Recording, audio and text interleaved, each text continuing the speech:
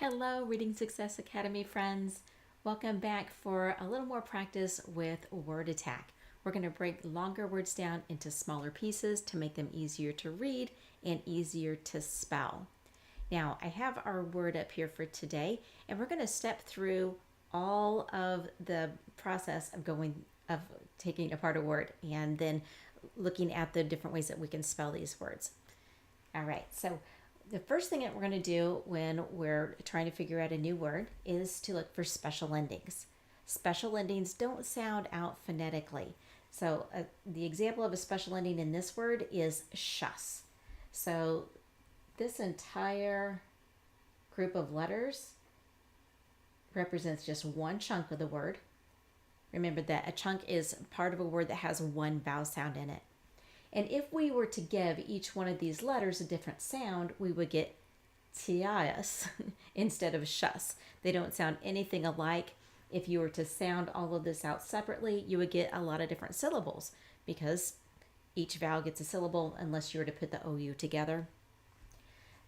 So what we're going to do next, now that we know that this is shus at the end, we're going to look for two or more letters that make one sound together.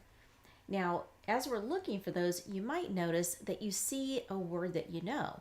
You might see the word face here and decide, you know what, I'm just going to go with face, stick on the shus, and then we've got it, face shus. You know what, that can be helpful. Looking for smaller words inside of bigger words can be helpful. However, it's best to make sure that what you have put together is actually what's happening in the word.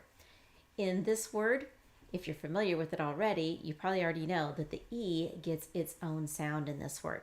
So if you sounded out fascia, just based on the word that you knew and the special ending, then you're going to come up with something that's not familiar. So you have to try something else. It's okay to try that, but if it doesn't sound like a word you know, then you need to start changing vowel sounds. We always change vowel sounds first because they have so many different sounds. All right, so if we decide that these aren't working together to make the same sound after we've tried fascias, then we need to decide on a sound for the A and the E. Now we can start out with a long A sound, or we could try A or There's a lot of different sounds for A, but we need to decide something for that E because we were expecting it to be a silent E. So we can try a long E sound or an A sound. Start out sounding from the beginning until you have a chunk. A, fe, and then we're going to start out over here. We already know this could be fe, so we'll start out on this side now. S, E, C, and the reason why I went with S here is because anytime you have the letters E, I, or Y after the letter C, it makes it a S sound. The only exception I found to that rule is in the word muscle. All right, so let's start from fe, and then we had C, facetious, not quite sounding out like a word that we know.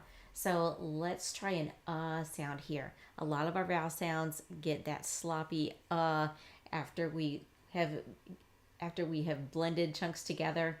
So let's try facetious. Facetious. Yes, that's it, facetious. And I'm going to go back and explain what I meant about the word muscle.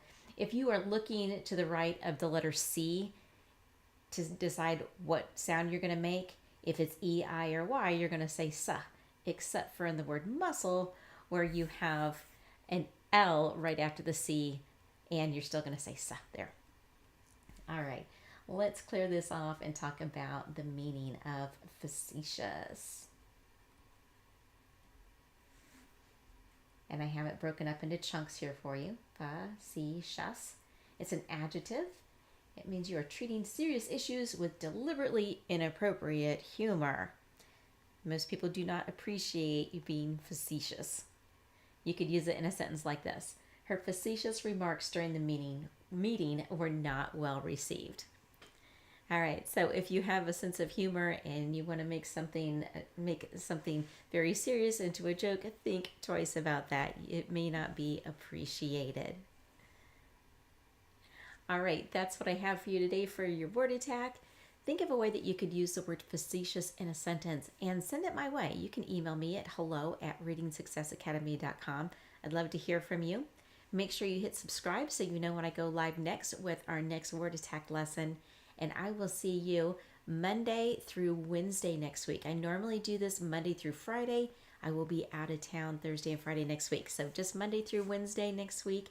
And then I'm also going to go live again pretty soon with a 3rd grade spelling lesson. Can't wait.